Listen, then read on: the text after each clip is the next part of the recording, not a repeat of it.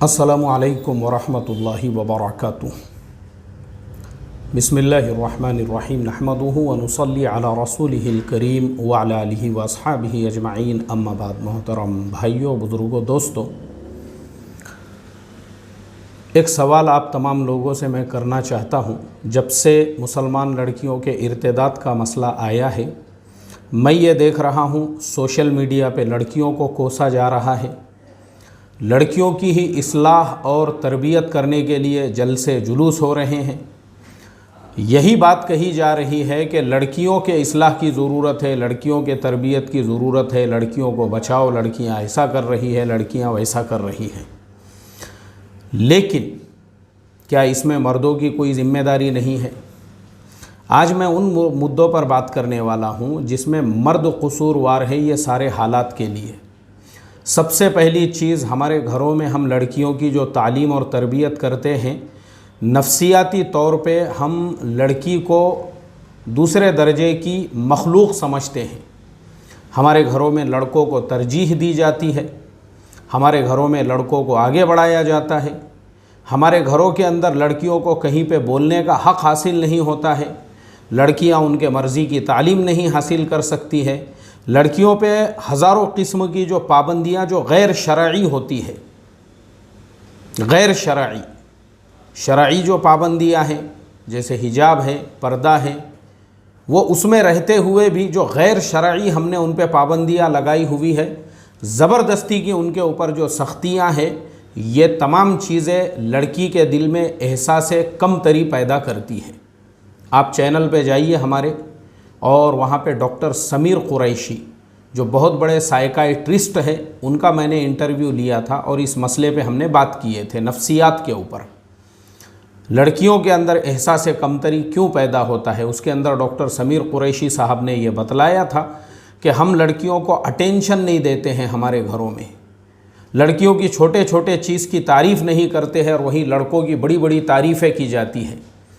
लड़के आवारा होते हैं, लड़के ओबाश होते हैं, लड़कों के कैरेक्टर के ऊपर कभी हम ये फ़िक्र नहीं करते हैं कि उसकी तहक़ीक़ की जाए, और लड़कियों के ऊपर इतने शुकूक और शुबहात होते हैं। अब जो मुहिम चल रही है, लड़कियों के मोबाइल ले लिए जाए, उनकी स्कूटी ले लिए जाए। अभी मैं मोबाइल पे आता हूँ। एक ज़िले के अंदर, एक शहर में, एक तबलीग के काम करने वाले की बेटी, और वो किसी और तबलीग के काम करने वाले के घर में ही दी गई थी, और वो जो लड़का था, जो उसका शोहर था, उसने अपने बीवी के मोबाइल के यानी शक से बात शुरू हुई, ज़रा सी बात पे। उसको कंपनी के भी फ़ोन आते थे ना, तो वो इसके ऊपर शक किया जाता था कि इस लड़की को किसका फ़ोन आया। अब उसकी तहक़ीक़ात चल रही है। हालांकि कंपनी का नॉर्मली जो फ़ोन आता है वो उसमें नोएडा का, दिल्ली का, गाज़ियाबाद का नंबर होता है, 011 होता है उसके शुरू में। उसके बावजूद जो है ना, उस लड़की के कैरेक्टर के ऊपर इतना शक किया गया। उसको मैसेज भी आता था तो घर के 10-10 जन मिल के उसका मोबाइल खींच लेते थे, ये देख रहा है, वो देख रहा है। और आपको मैं बता दूं, इन्हीं शुकूक और शुबहात की वजह से वो बेचारी लड़की पागल हो गई, ज़हनी मरीज़ा हो गई। बाद में ये कहा गया इस पे जिन्नात का असर हो गया, इस पे शैतान का असर हो गया। अब हम लग गए आमिलों के चक्कर में। मैं हमेशा एक बात ये कहता हूँ ना, हमारे देश में जितने भी ये भामटे आमिल है, तावीज़ बेचने का धंधा जो करते हैं, नींबू हरी मिर्ची से जो कारोबार चलाते हैं, इन्होंने सिर्फ कुरान को बेचा है। जो कुरान हिदायत की किताब थी, उस कुरान को इन्होंने नींबू हरी मिर्ची और तावीज़ बेचने की किताब बना के रखा हुआ है। ऐसे जितने भामटे हैं, ऐसे जितने भी, मैं उनको भामटा कहूँगा। भले उनके नाम के शुरू में दीनी एतबार से कितनी भी बड़ी बड़ी सनदें लगी हुई हो, लेकिन वो है भामटे जो अमलियात करते हैं, जो नींबू हरी मिर्ची बेचते हैं, और जो इस तरीक़े से उम्मत को कुरान बेचकर पेट भर रहे हैं। और ख़ुद कुरान में अल्लाह ताला ने इसके बारे में वईद नाजिल फरमाई है, वला तश्तरू बि आयाती समनन कलीला। लेकिन ये बेच रहे हैं।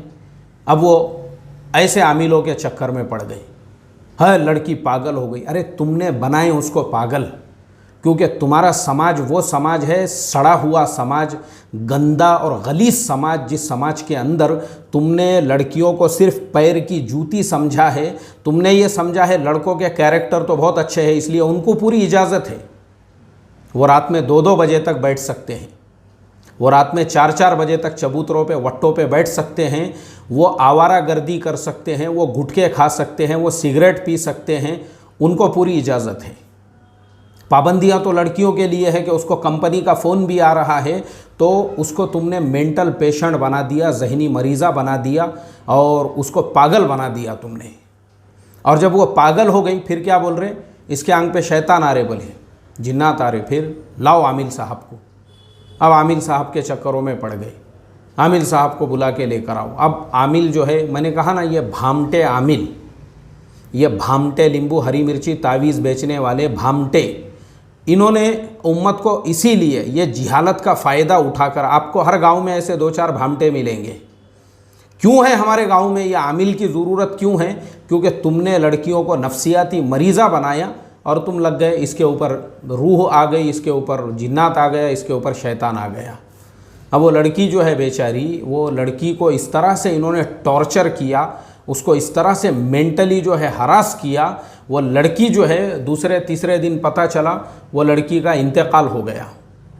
अब वो मसाइल चल रहे हैं, लड़की के बाप का कहना है कि इन्होंने उसका मर्डर किया और इन्होंने उसका कत्ल किया। इस तरह से मसाइल पैदा, मर गई वो बेटी, किसी की जवान बेटी जो बच्चों की वालिदा थी, मर गई वो, तुमने जहनी मरीज़ा और मेंटल पेशेंट बनाए उसको, और फिर तुम जो है उन्हीं के कैरेक्टर के ऊपर उंगली उठाते हैं। उसका मोबाइल चेक करो, बोले पूरा ख़ानदान चेक कर रहा, पूरा ख़ानदान। और ख़ानदान किसका है? दीनदारों का ख़ानदान है। वो लड़का खुद हाफिज़ कुरान आलिम दीन है, जिसकी वो बीवी है, उसके वालिद खुद जो है ना रिकॉर्ड बनाए हुए हैं उन्होंने 4-4 महीने और 10-10 महीनों के, यह ऐसा ख़ानदान है वो। और वो लड़की खुद जिसके बाप की कुर्बानियाँ हैं बेचारी की, और वो लड़की खुद वो लड़की है जो तालीम करती थी, वो लड़की खुद वो है जो 5 वक्त की नमाजी है, वो लड़की खुद तहज्जुद गुजार है। उस लड़की के ऊपर तुमको शक है, उसके कैरेक्टर के ऊपर तुमको शक है, तुमने मार डाले उसको बेचारी को। और ये एक वाक़या नहीं, दूसरा वाक़या, नई दुल्हन, उसके ऊपर भी मेरा वीडियो है। उसको 8 दिन ही हो गए और घर में किसी तीसरे फित्तीन ने, किसी शैतान ने ये कह दिया, बोले यार इसके ऊपर कुछ तो भी असरात दिख रहे, चलो इसको फुलानी दरगाह पे लेकर। रात भर लेके गए उसको दरगाह के ऊपर। वो लड़की की वालिदा की जो कॉल रिकॉर्डिंग है मेरे चैनल पे अवेलेबल है। दरगाह पे लेकर गए, उसके हाथ पैरों में जो है जंजीरों से बांध के उसको रखे, इसमें आंख में का शैतान निकालना है बोले, और सुबह में वो लड़की का इंतकाल हो गया वहाँ पे। तो इसके लिए तुम्हारा सड़ा हुआ वो समाज जिम्मेदार है जो हमेशा लड़कियों की तरबियत पे जलसे और जुलूस करता है। तुमको सिर्फ लड़कियों की तरबियत करना है, तुमको अपने सड़े हुए समाज को सही नहीं करना है। सड़े हुए जो लड़के हैं तुम्हारे और सड़ा हुआ जो तुम्हारा मुआशरा है उसकी इस्लाह और तरबियत नहीं करना है तुमको सिर्फ लड़कियों के मोबाइल लेना है, तुमको सिर्फ लड़कियों की स्कूटी, तुमने अपने घरों में दबा दबा के रखा हुआ है उन लड़कियों को, और उनके ऊपर इतने जुल्म और सितम किए हैं तुमने। वो जो लड़की है ना, वो फटे पुराने जो कपड़े पहनती है, अब मैं नाम भूल गया देखो उसका, अक्सर सोशल मीडिया पे जो है ना उसकी तस्वीरें चलते रहती हैं, एकदम बरहाना और नंगे जो है वो लड़की कपड़े वगैरह पहनती है। मैं अब भी उसका एक इंटरव्यू देख रहा था, मतलब पढ़ रहा था, क्योंकि मैं तो वीडियो के अंदर नामहरमों को नहीं देखता हूँ, लेकिन मैं उसका एक इंटरव्यू पढ़ रहा था एक चैनल के ऊपर। उसमें उसने ये बताया, मेरे घर के अंदर मेरा बाप मेरे कैरेक्टर के ऊपर शक करने की वजह से मुझे जानवरों की तरह से मारता था, जानवरों की तरह से, लातों से, पैरों से, जूतों से। ये हमारा समाज है, हमको अपने लड़कियों की इस्लाह और तरबियत करना नहीं आई। इसीलिए मैंने भी कुछ वीडियोस देखा हूँ, मैंने भी जो है ना कुछ वीडियोस देखा हूँ, जिन वीडियो के अंदर कोई मुसलमान लड़की अपने शोहर के साथ जा रही है, शोहर के साथ में गाड़ी के ऊपर जा रही है। अब हमारे 2-4 कौम के जो गुत्तेदार हैं, ठेकेदार है, उन्होंने समझे इंडिया में भी तालिबानी शासन चालू है, उन्होंने घेर दिए उनको रोड के ऊपर ही, है रुक जाओ बोले यहाँ पे। अब रोक दिए उनको दोनों को। रोकने के बाद में, खाला कहाँ जा रहे, कौन है ये? अरे मेरा शोहर है भाई, वो मेरा हस्बैंड है, वो खाला बोल रहे हैं। और वो लड़की बास को तो गंदी गंदी गालियाँ देकर उसको प्रोस्टिट्यूट, वो अल्फाज मैं नहीं इस्तेमाल करता हूँ जो आम तौर पे हमारे गली महल्लों में देते हैं ना गालियाँ, वो आम है हमारे गली महल्लों के अंदर, गंदी गंदी गालियाँ देके, ए ऐसी, ए वो वैसी, ए प्रोस्टिट्यूट, ए इस तरह से वो लड़कियों को जो है ना, आपको किसने इस बात का राइट दिया और हक दिया, मुझे आप बताइए। तुम्हारा ये सुलूक इस चीज़ को, और उन पे केसेस हो गए, फिर पुलिस ने जो है उठा के लेके गई। शौक, मैंने बोला ना, कंड, या तो हरसुल की खाने का या तो एरोड़ा की खाने का, बहुत कंड, बहुत शौक जेलों के अंदर जाने का। जो इस्लाह करने का ग्राउंड लेवल का तरीक़ा था तुमने वो किया ही नहीं। अरे ग्राउंड लेवल पे काम करो, खाली उनकी इस्लाह और तरबियत के नाम पे जलसे जुलूस मत करो। सिर्फ वहाँ पे अल्फाज के दरिया बहाओगे तुम, लफ्फाजी होंगी वहाँ पे शोला बयान मुकर्रिरीन आके अपना जो है 50-50 हज़ार रुपये फ़ीस वसूल करेंगे और अपनी जो है फॉर्च्यूनर गाड़ी का भाड़ा लेंगे और अल्फाज के दरिया बहा के चले जाएंगे। और तुम्हारी लड़कियां और तुम उसी जगह पे रहोगे जहाँ, क्योंकि बयान तो आजकल यूट्यूब पे 50 है, तो तुम ग्राउंड लेवल पे तुम अपने सड़े हुए समाज की इस्लाह करो पहले, अपने सड़े हुए समाज की तरबियत करो पहले। तुम्हारा जो समाज सड़ गया ना, बदबू मारने वाला जो समाज है तुम्हारा, गंदा और गलीज समाज है, जिसके अंदर सुअरों की तरह से, डुक्करों की तरह से गटर में जो है तुम ऐसे रेंग रहे हो ना, उस गटर वाले समाज को पहले साफ सुथरा करो, तो ये लड़कियों के मसले हल होंगे। उनको कसूरवार मत ठहराओ, उनकी कोई गलती नहीं है, क्योंकि मैं आपको गारंटीड बोलता हूं उनकी इसलिए गलती नहीं है। लड़कियां जो है ना बेचारी, वो इतनी सादा दिल होती है, वो इतनी इमोशनल होती है। मेरे कई दोस्त हैं, मेरा शागिर्द है जिसकी बीवी ब्राह्मण समाज से इस्लाम में आई हुई है। अब आप सोचो, वो मेरे शागिर्द ने हिकमत के साथ, प्यार मोहब्बत के साथ उस लड़की की तालीम किया, तरबियत किया। आज वो लड़की अपने पूरे हलक़े की ज़िम्मेदार है, आज वो लड़की अपने पूरे हलक़े की मुफ्तिया है। आज उस लड़की के पास पूरे हलक़े के, पूरे गांव के, पूरे मोहल्ले के औरतें मसले मसाइल पूछने के लिए आते हैं। आज उस लड़की के पास में वो तालीम करती है, तरबियत करती है, मतलब वो ख़ुद जो है ना तुम्हारी मुफ्तिया बन गई हुई है। क्यों? किसने बनाया उसको? उसके शोहर की हिकमत ने बनाया उसको, उसके शोहर के प्यार ने बनाया उसको, उसके शोहर के रिस्पेक्ट ने बनाया, उसके शोहर के मोहब्बत ने बनाया। वरना तो 20-22 साल उसने उस माहौल के अंदर गुजारे हुए हैं जहाँ पे अल्लाह और उसके रसूल का कोई तसव्वुर भी नहीं था। तो आप ये तरीक़ा करो ना, जूतों से मार रहे उनको, रिक्शे में जा रहे अपने शोहर के साथ रिक्शे रोक दे रहे, बाइक पे जा रहे बाइक रोक दे रहे, और गंदी गंदी गालियां दे रहे उनको, ए क्या कर रही रे, ऐसा। उसमें अभी वो अल्फाज मैं नहीं बोल सकता हूं जो मैंने वीडियोस के अंदर देखा हूं। तुमको किसने राइट और हक दिया कि तुम सिर्फ लड़कियों को कसूरवार ठहराओ? और तुम्हारा जो सड़ा हुआ समाज है वो इन लड़कियों से शादी करने को तैयार नहीं है। तुम्हारे सड़े हुए समाज के अंदर जो लड़की देखने के लिए जाना है, सिर्फ लड़का जिसको लड़की से निकाह करना है, उसकी बजाय ये जो तुम टाटा 407 में अपने पूरे सेमड़े और चिपड़े रिश्तेदारों को भर के लेकर जा रहे हो, तुम्हारे सब गटर में रेंगने वाले डुक्करों के झुंड लेकर जाते हो तुम लड़की देखने के लिए। तुम्हारे बाप का माल है, उसके बाप का माल खाने के लिए जाते हो। और ये जो तुम्हारे साथ में आने वाले 10-10 डुक्कर है, ये सुअर और खिंजीर है कि वो लड़के को लड़की पसंद आ चुकी है। मेरी शागिर्दा जिसने मेरे पास दूल्हा दुल्हन कोर्स पढ़ा, लड़के को लड़की पसंद आ गई, उसके माँ बाप को लड़की पसंद आ गई, उसके दादा दादी को हमारी शागिर्दा पसंद आ गई। फिर भाईजान को पसंद नहीं आई, वो डुक्कर को पसंद नहीं आई, वो सुअर को पसंद नहीं आई, वो अपनी बिसांद और अपनी गंदी और गलीज और लेंडे के जैसी सूरत लेके वहाँ बैठा हुआ है, उसको वो लड़की पसंद नहीं आई। क्यों लेकर आए उस कुत्ते को तुमने उस मजलिस के अंदर? उस सुअर को, उस खिंजीर को क्यों लेकर आए उस मजलिस के अंदर? जबकि निकाह जिस लड़के को करना था उसी लड़के को वो लड़की दिखाते, इसको क्यों लेकर आए तुमने? क्या जरूरत है? मेंटल पेशेंट है तुम? पागल हो जो 5-5 लोगों को, 8-8 लोगों को, 10-10 लोगों को। अरे मेरे जोड़े हुए रिश्ते टूटे, मेरे जोड़े हुए जो रिश्ते मैंने जोड़ा था, काय पे से टूटे पता है तुमको? काय पर से टूटे रिश्ते?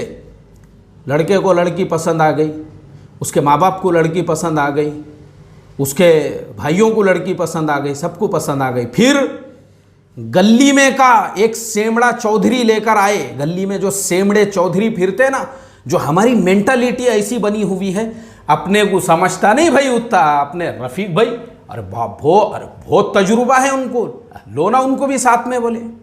ये जो सेमड़ा रफ़ीक, ये सेमड़ा शफीक, ये चिपड़िया जो है ना हमारे गली मोहल्ले में जितने ऐसे जिनको हमने चौधरी बना के रखे हुए हैं, वो चौधरी आया, वो चौधरी, और पता है आपको किस वजह से इन्होंने लड़की के रिश्ते को रिजेक्ट किए? लड़के वाले जवाब देने कुछ तैयार नहीं। फ़ोन लगा रहा हूँ मैं, अरे भाई वो क्या हुआ, फ़ोन भी नहीं उठा रहे हो। मैं फिर खुद, मुझे इतवार के दिन छुट्टी रही थी, बाइक लेके उनके घर पे गया मैं, लड़के वालों के। मैं बोला भाई क्या मसला है, आप लोगों ने कोई जवाब ही नहीं दे रहे मुझे उधर से।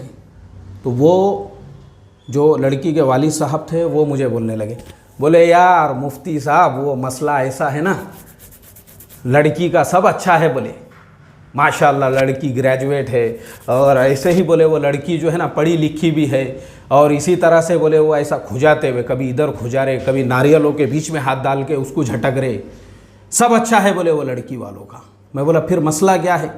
बोले कुछ नहीं, वो अपने गली में जो रफ़ीक सेमड़ा है ना उसको लेके आए थे बोले हमने। अब वो सेमड़े को ज़्यादा समझता, तो सेमड़े ने क्या बोला, छत पे पीओपी नहीं था बोले उनके। यानी देखो रिश्ता टूटने की वजह, ये जो छत है ना, छत पीओपी नहीं था उनके छत के ऊपर, ऐसे ही खेड़े गांव के जंगली लोग दिख रहे थे बोले वो। मतलब वो लड़की जो है ना, वो लड़की, उस लड़की के सामने मैं समझता हूँ जन्नत के हूर की ज़ेरॉक्स कॉपी होंगी वो लड़की। हमारी शागिर्दा है, उसने हमारे पास कुरान करीम पढ़ा, उसने नूरानी कायदा मेरे पास पढ़ा, पारा अम हिफ्ज़ याद किया, 23वां अपने 29वां पारा उसके साथ याद, सूरतुल यासीन, सूरह कहफ जिस लड़की को ज़ुबानी याद है, नमाज के वाजिबात पूरा उसने। वो लड़की खुद अपनी जगह पे जो है ना, एक तरह से देखा जाए तो आलिमा के बराबर है वो। और दूसरी तरफ स्कूल में उसने जो है माशाल्लाह 12वीं पास किया हुआ है, अंग्रेज़ी में बात कर सकती है, हर सिफात है, देखने दिखाने में कोई कमी नहीं है। वालिदैन की एक लौती एक बेटी है और कोई प्रॉब्लम नहीं है, कुछ नहीं है। लेकिन लड़के को पसंद आने के बाद, उसके माँ बाप को पसंद आने के बाद, पसंद किसको नहीं आई? गली में का रफ़ीक चिपड़िया, गली में का रफ़ीक सेमड़ा, इसको लेकर आए थे। और उसको क्या पसंद नहीं आया? लड़की में कोई कसूर नहीं, छत पे पीओपी नहीं है बोले, यार पीओपी नहीं करे हुआ दिख रहा बोले।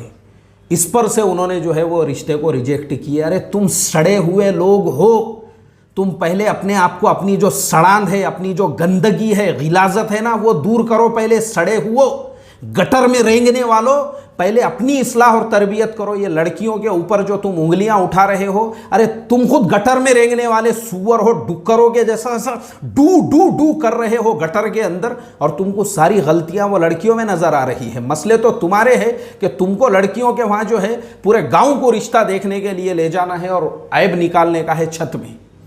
चलो छत तो चला गया, उसके बाद दूसरा एक रिश्ता, क्यों लड़की पसंद नहीं आई तो आए वापस, बोले यार वो लड़की का घर बहुत अच्छा था, बिरयानी भी अच्छी खिला। फिर मसला कहाँ पे आया?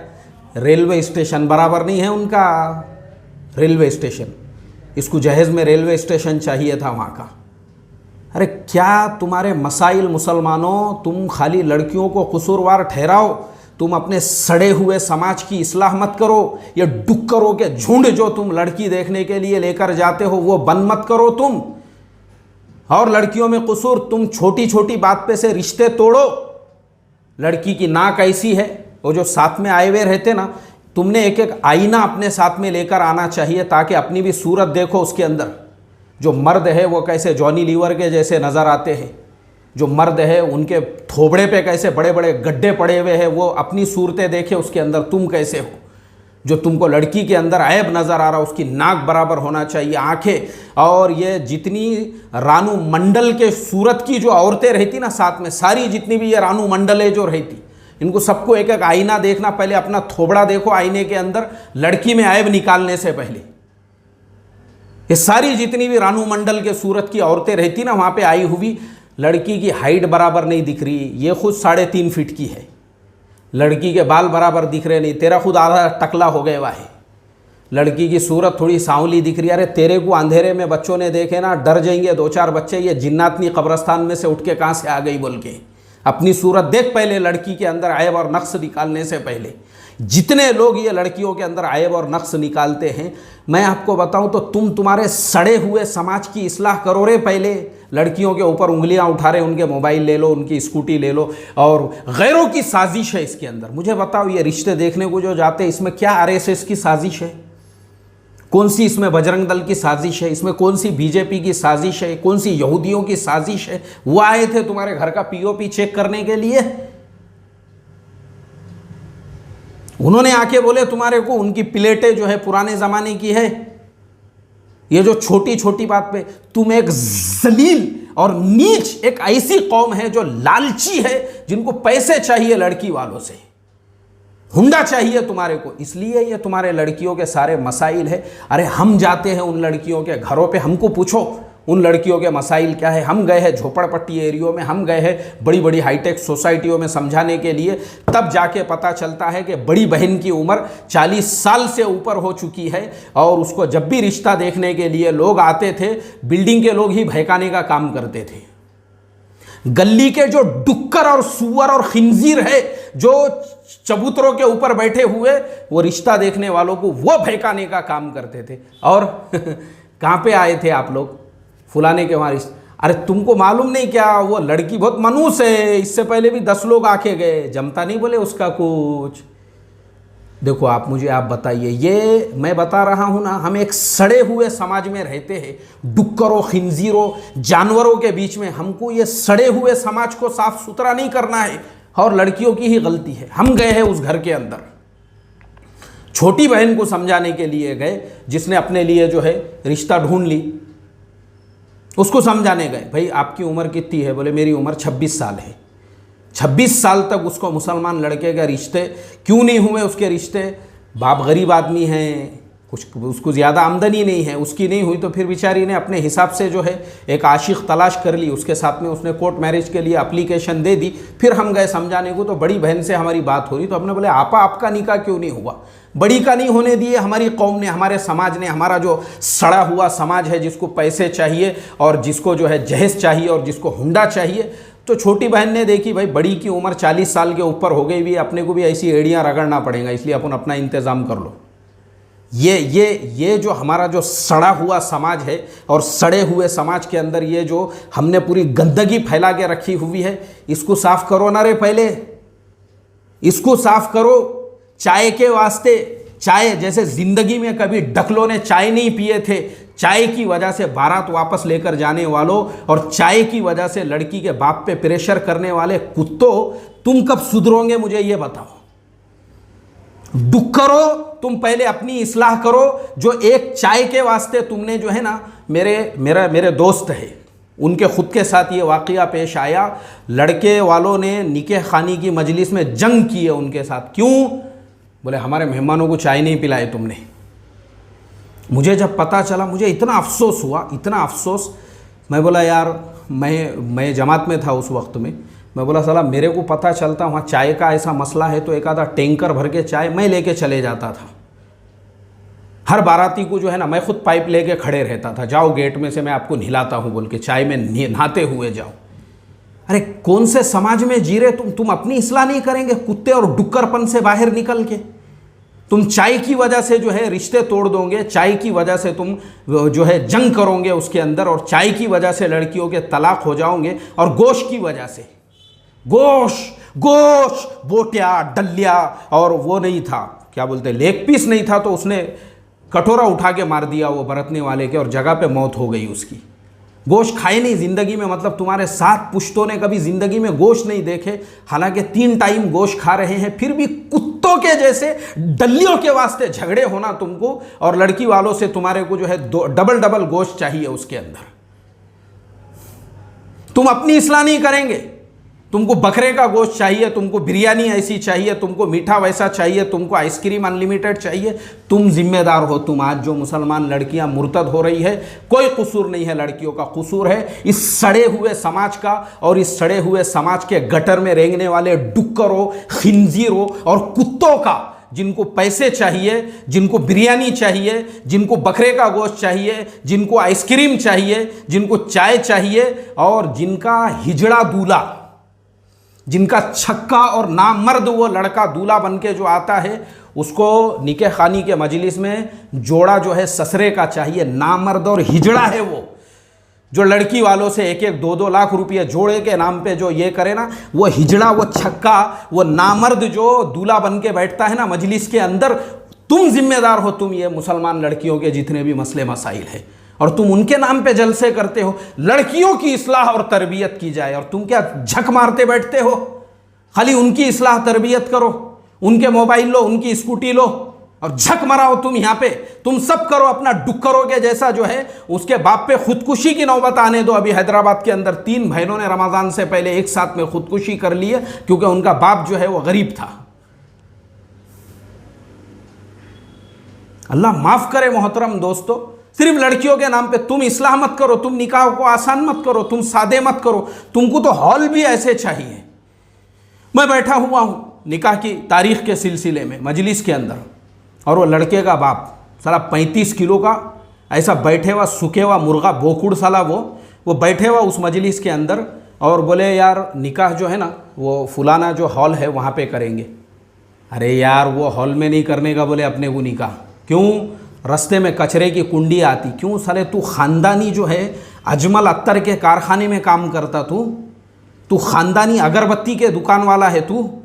यानी तुमको लड़की वालों पे इतना जुल्म करेंगे तुम कि तुमको फंक्शन हॉल भी वो नहीं चाहिए, रास्ते में कचरे की कुंडी। मतलब तू इंडिया में रहता ही नहीं है, तूने ज़िंदगी में कभी कचरे की कुंडी ही नहीं देखा, तो दूसरे रास्ते से जा नहीं सकता वो फंक्शन हॉल को। और फिर तुम बोलेंगे नहीं गलतियाँ लड़कियों की ही है। मेरा तजुर्बा ही है, मेरा तजुर्बा। आज ये जितने मसाइल है ये हमारे मसाइल है, और मेहनत हम लड़कियों के लिए नहीं करेंगे। अभी जैसे मैंने मस्जिद के ऊपर से एक वीडियो डाला था, मैं हमारे मस्जिदों के दरवाजे हम लड़कियों के लिए खोले, इस पे अमल क्यों नहीं कर रहे हम? और तबलीग के लाइन से, मैं तबलीग वाला हूँ, आखिरी में तबलीग की बात बोल के अपनी बात को ख़त्म करूँगा। अभी मैं मरकज़ निज़ामुद्दीन गया था, मगरिब के बाद में हज़रत मुफ्ती यूसुफ साहब सिलोनी की मजलिस में बैठा, मस्तूरात वालों में वो बात कर रहे थे। उन्होंने क्या कहा पता है आपको? उन्होंने कहा हमारे मस्तूरात की जमात हर ईमान वाले के घर में रुकना चाहिए, चाहे वो शराबी हो, चाहे वो जुआरी हो, चाहे वो कैसा भी हो, अगर वो ईमान वाला है हमारी जमात उसके घर में रुकाओ।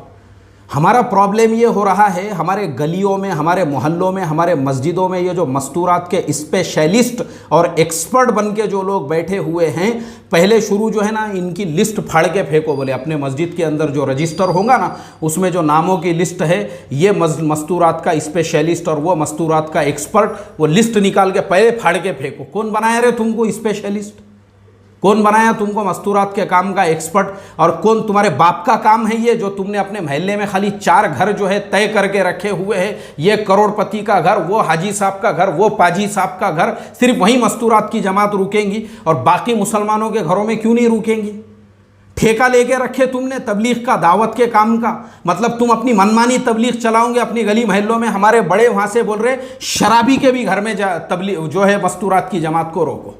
हमारे लिए शर्त सिर्फ इतनी है, वो घर ईमान वाले का हो और उस घर के अंदर एक पर्दा लगा हुआ हो। उसके अलावा वो घर में पंखा ऐसा हो, वो घर में ये ना हो, वो घर में वो ना हो, वो घर में टीवी ना हो। अरे तुम्हारे सबके जेब में ये क्या है? ये टीवी नहीं है तो क्या है? ये सबसे बड़ा टीवी तो ये खुद है तुम्हारे जेब के अंदर जो है। तो और तुमको किसने बोला ये सारे उसूल आदाब? ये मैं नहीं बोल रहा हूँ, ये मुफ्ती यूसुफ साहब सिलोनी के अल्फाज, और ये बयान मेरा मैंने अपलोड भी किया हुआ है चैनल के ऊपर। ये उनके अल्फाज है। ये अपनी तबलीग घड़ दी है हमने, तो फिर क्या हो रहा है?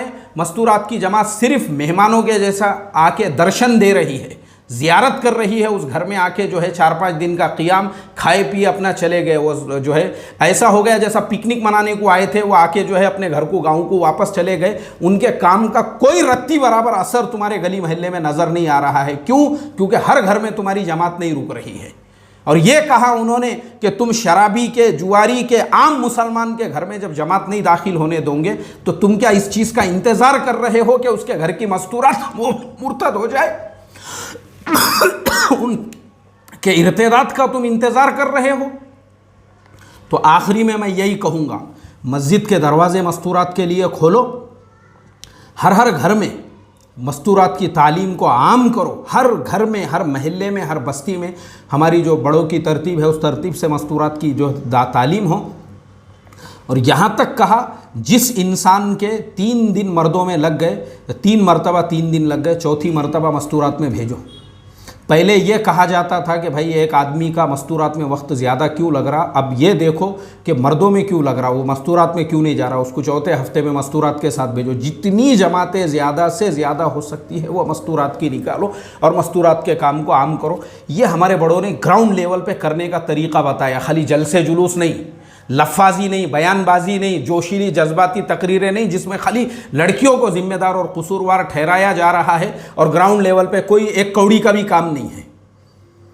ये नहीं करना है, काम करो, काम ग्राउंड लेवल पे करने का ये काम है। ये काम अगर हमारे होंगे, मस्जिदों के दरवाजे खुलेंगे, मस्तूरात का काम होगा, मस्तूरात की ज़्यादा से ज़्यादा जमातें निकलेंगी, ज़्यादा से ज़्यादा इज्तिमात। हमें ये बात हर जमात वालों को बोल रहा हूँ, चाहे हमारे जमात इस्लामी वाले भाई हो, आप भी अपने लेवल पे मस्तूरात के इज्तिमात आपके भी होते रहते हैं, लेकिन इसको बढ़ाना है, ज़्यादा से ज़्यादा करना है। हर हफ्ते होना चाहिए आपके भी, किसी भी मसलक के हो, चाहे हमारे अहले हदीस भाई मेरी बात सुन रहे हो, कोई भी मसलक हो, हम मसलक की बात नहीं करते, यहाँ मसला जो है मिल्लत का चल रहा है, कोई भी हो, और हम किसी भी मसलक के मानने वाले हो, निकाह को हमको आसान बनाना होगा। जब तक हम खुद से शुरुआत नहीं करेंगे, और मैं जो इतना चिल्ला चिल्ला के बोल रहा हूँ, मेरे निकाह को आज 27 साल हो चुके हैं, लेकिन जो लोग मेरे निकाह में होंगे वो गवाह होंगे इस चीज़ के। अल्हम्दुलिल्लाह 1 रुपया मैंने भी लड़की वालों से लिया नहीं था और सादगी के साथ बग़ैर काट के मैंने अपना निकाह कराया। ऐसे ही मेरे फ़र्जंद का भी निकाह हुआ, मेरे उस्ताद मोहतरम ने जो है वो निकाह पढ़ाए थे, हमने वो निकाह में भी मैंने किसी को दावत नहीं दिया लड़की वालों के घर पे जो है निकाह में शिरकत के लिए। खाली हमारे उस्ताद मोहतरम और एक गवाह जो है हमारे अजीज़ दोस्त है, उनको मैंने बोला तुम रहना वो मजलिस के अंदर, ख़त्म हो गया निकाह। अरे आसानियाँ पैदा करो, आसानियाँ पैदा करेंगे ना तो निकाह आसान होंगे, ये असली करने के काम हैं। तो क्या है, खाली तकरीरें हो रही और लड़कियों को ही कसूरवार ठहरा रहे और सड़े हुए समाज को साफ़ सुथरा करने की फ़िक्र नहीं है। और लड़की देखने को जा रहे तो पूरा गांव लेकर जा रहे, और शादी में हमारी ये सब चीज़ें जब तक हम ख़त्म नहीं करेंगे, लड़की लड़का देखने को जा रहे ना, 2 लोग जाना चाहिए, सिर्फ उसका बाप या उसकी वालिदा साथ में, इसके अलावा तीसरे को मत लेकर जाओ, वरना क़यामत तक तुम्हारे रिश्ते नहीं जमेंगे। अल्लाह हम तमाम को समझ अता फ़रमाएँ और लफ्ज़ी से और शोला बयान तकरीरों से अल्लाह हमारी हिफाजत फरमा के हमको ग्राउंड लेवल पे काम करने वाला बनाए। और ये जो मेरा बयान है हर ईमान वाले तक और हर घर के अंदर तक ये पहुँचना चाहिए, तब जाके कौम के अंदर सुधार पैदा होगा इंशाअल्लाह। अस्सलामु अलैकुम व रहमतुल्लाहि व बरकातुहू।